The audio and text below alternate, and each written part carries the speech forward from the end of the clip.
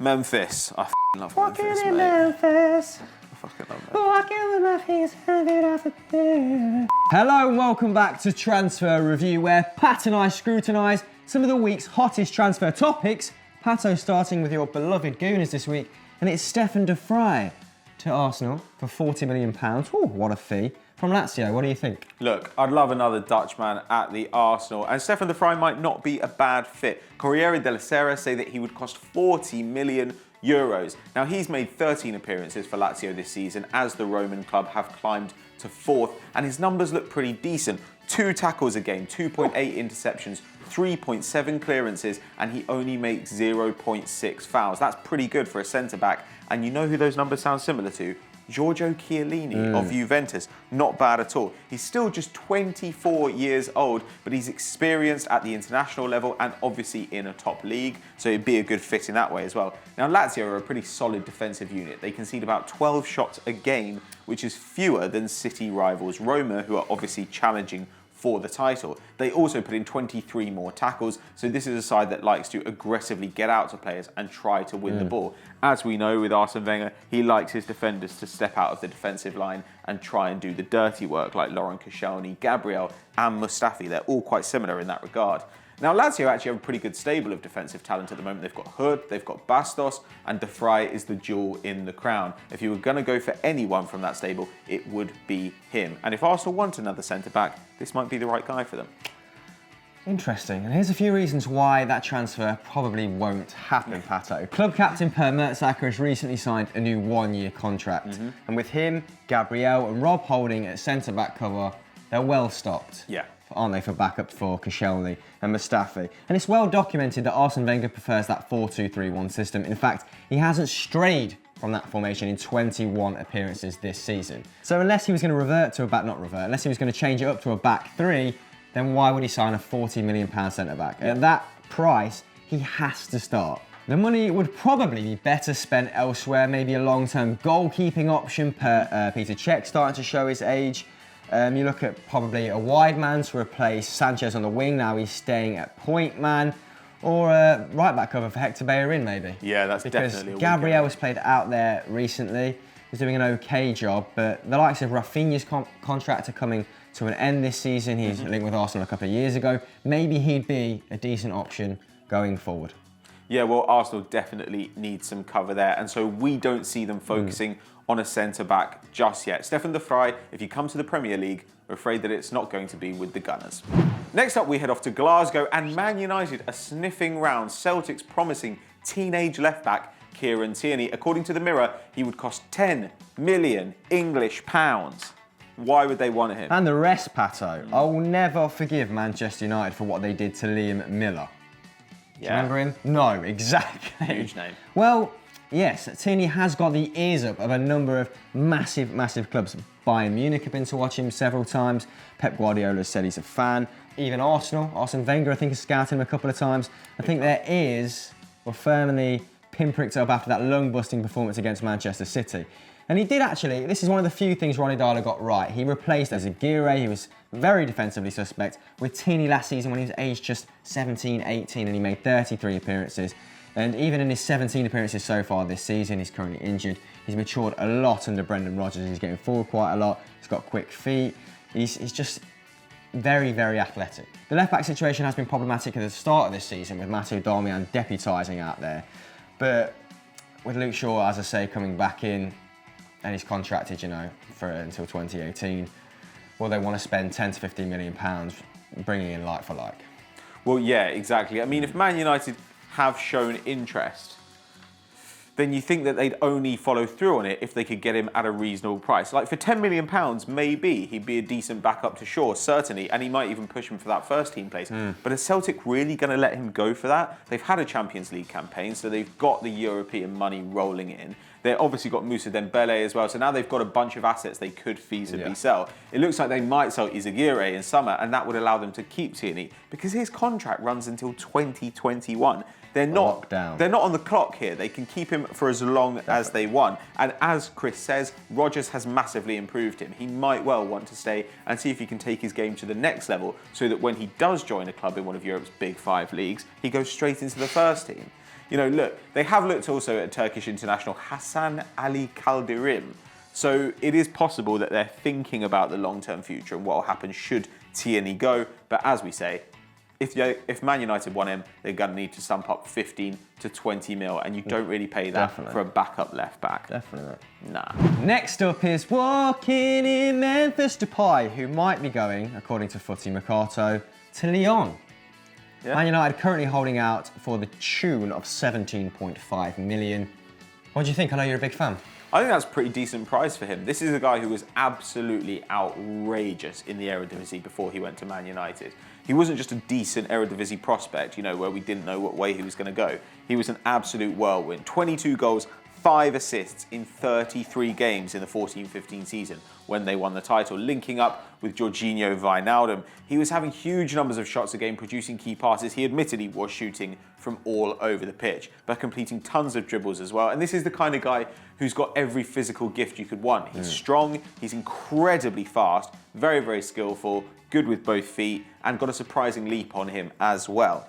Now, he got 7 goals in 45 appearances under Louis van Gaal last season, though 11 of those appearances came in the Europa League. This year, Jose Mourinho has absolutely shafted him. He's only appeared 7 times this season for a grand total of 20 minutes in the league. That's absolutely outrageous. That is pathetic. If Mourinho knew that he wasn't going to give him minutes in the summer, he should have got rid of him. And if he wasn't sure about Depay, then why has he only given him 20 minutes? Neither of those seems to make sense to me, so he should have got rid of him then.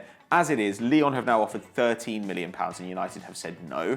But apparently Lyon have been given permission to talk to the player and are getting some way down the road on personal terms. Yeah. So if they can get him to agree to a long-term deal and nobody else comes in for him, then you know what? I would pay the £17 million. I think he is an absolutely phenomenal talent, and Lyon's track record at developing young players is exceptional. But my question to you, Pato, if he was to go to Lyon, where would he play in Bruno Genesio's system?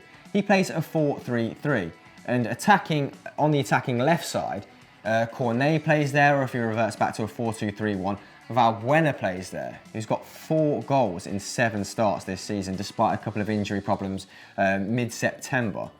I mean, he's an outstanding player, but Cornet's really young, Valbuena's experienced and is brought in seemingly when they need to change system. So, is it a necessity? Now, Everton are also really interested in the Dutchman, and if they let De La Fea go to AC Milan, which we're going to touch upon later, they might go back in for him, especially with that cash-rich new owner. But 2 transfers that aren't happening the other way around, so France to Manchester United, Pato. I also saw this as I was filtering through Twitter, is Bakayoko and Fabinho from Monaco to United. Their chairman, Vasiliev, hope I pronounced that correctly, has said he's offering them both contract extensions this week. So, Depay to Lyon looking likely, a couple of other reverse transfers, not so much. Next up, we turn to the Daily Express, who have claimed this week that Chelsea are pursuing Thomas Müller and are willing to pay £75 million to sign the Bayern Munich man. Absolute madness. Obviously, this has come about, Pato, following the training ground spat between Conte and Diego Costa about that injury of his lower back that effectively rendered him useless, apparently, and also meant he was axed from the matchday squad against Leicester. As a result, the Express say that Conte has earmarked the big German as a replacement for Diego Costa, should he off to China on mega bucks this summer. Now, Müller has recently admitted he's not as happy as he has been at Bayern Munich, and why would he? He's got a winning mentality. He's not starting as many games as he's used to. He's only started 10 of the 16 Bundesliga games this season. Now, Ancelotti is not straying from that 4-3-3, is he? He's not done it his whole career. He's only reverted to 4-2-3-1 3 times this season, which is generally when Müller starts at the expense of Vidal. I can't see this happening. I agree with Chris. This move does not make any sense at all to me. Costa has 14 goals in 19 this season. He is a target man. Thomas Müller has 1 goal and 5 assists in 10 league starts. Now that's actually pretty good going. Those are still very, very good numbers because he's an exceptional player, but it shows the kind of guy he is. What you really want from him is for him to play as a wide forward and free up space for a central striker. Now he's a creative player, he's obviously a highly intelligent player, but Pep Guardiola tried to use him as a centre forward so that he could rest Robert Lewandowski last season, and it did not work out at all. It's not Müller's best role.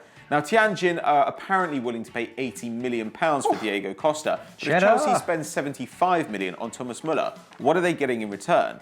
As we've said, we love the player, but they're only going to get an extra £5 million, and Muller is only a year younger than Diego Costa. Now, he does have a better injury record, but that doesn't quite make sense to me, especially for a guy who, as we've said, is not a natural fit for Conte's 3-4-3 system. And also, Bayern Munich have not exactly been secretive about their desire to keep hold of Muller. Karl-Heinz Rummenigge, when Man United made a £60 million bid for the German, said, this is the player we cannot put a price on. He's one of their own. He's a talisman. He's come through the academy. He means more to Bayern than simply goals and assists. He has something else going for him. And as a result, we do not see Bayern even countenancing this offer, even if Chelsea decide to go absolutely mental and put the money on the table. Definitely. This is not happening at either end. It would be political turmoil for the chairman if he let them go. He's a fan favourite. But will Diego Costa leave Chelsea? Let us know in the poll just above. Next up, we told you we'd come back to this. It's Gerard Deulofeu, who might be on his way out of Everton, possibly to AC Milan. Ooh, this is according to Sky Sports, so quite reputable. I think that'd be a pretty savvy move from Milan for the old blonde Finn. He had an exceptional 2015-2016 season, putting in unusually high, creative, well-rounded numbers from a traditional wing position. Listen to some of these. 2.5 dribbles completed per game, 2 successful passes into the box, a 75% pass accuracy, 1.8 key passes. He got 8 assists and 2 goals in just 16 starts. Oh my God. That was an extremely promising start to his Everton career for what was then a 21-year-old. He's still only 22. It is madness. And this season, Koeman just doesn't rate him, does he? No. He's made 4 starts and 7 appearances from the bench out of a potential 21 games. It's poor stuff. And Adjo Galani, again, has taken to Twitter and other forms of social media to say that talks are going on and they do want the player. But the Rossinieri, Pat, they're insisting it's a loan deal. And with that 4-3-3 they're playing, would he replace either Suso or Niang on the wing? Who do you think?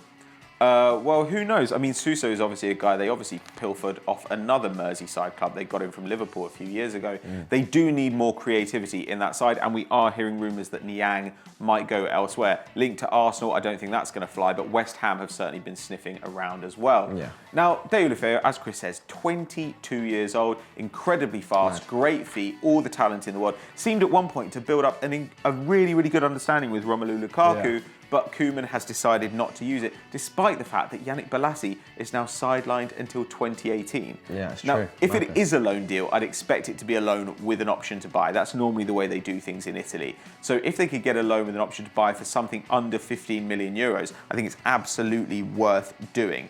The only issue here is that we know that there are some Barcelona clauses in Deulofeu's contract. So it might be that Everton have to pay a share of any fee they earn on Deulofeu if they sell him before 2018 or 2019. We're not entirely certain. So that might hold them back for a deal and also explain why it's being talked about as a loan agreement. The money might only come in a season or two. But if Koeman can't find a space for him, then hopefully Montella will. And this is definitely one that we could see happening. We really hope it does, because Deulofeu is a great talent and he shouldn't be wasting away on the bench. Hold on to your fucking chairs. It is time for the transfer shocker, guys.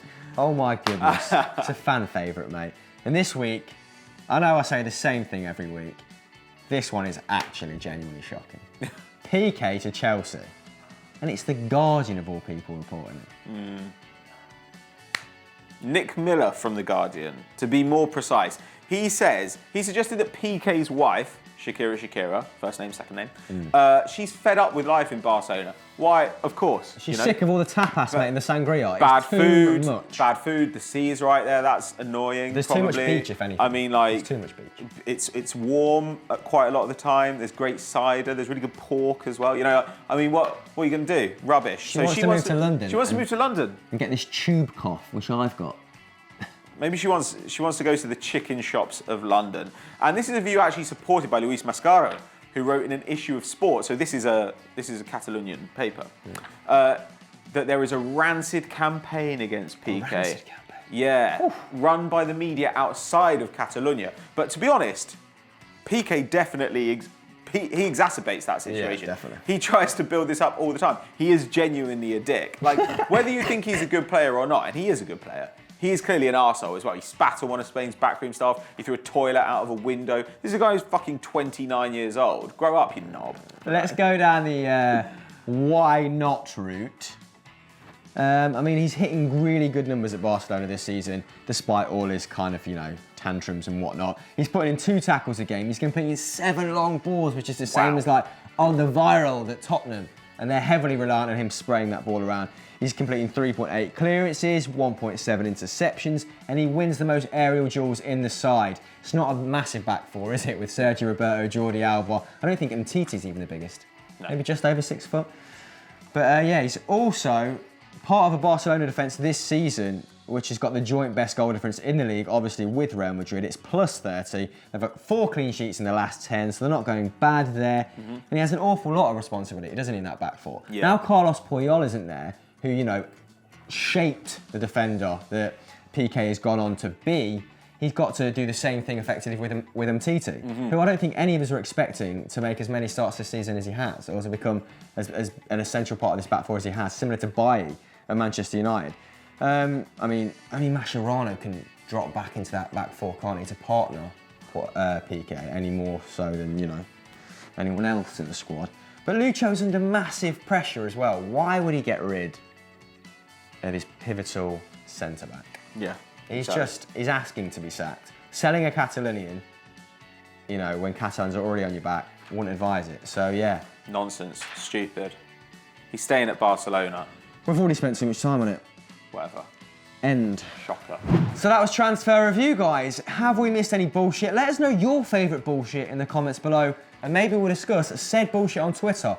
Twitter handles. Get at us. Yeah. At us. Good one. Pun. If you enjoyed that, and if you want to see some more of our bullshit, segue, then head over to Stat Wars. That's playing that here on screen, bullshit. depending how good our editor is, if they can get it in that little box. And as ever, guys, don't forget to like and subscribe. Or not. Whatever.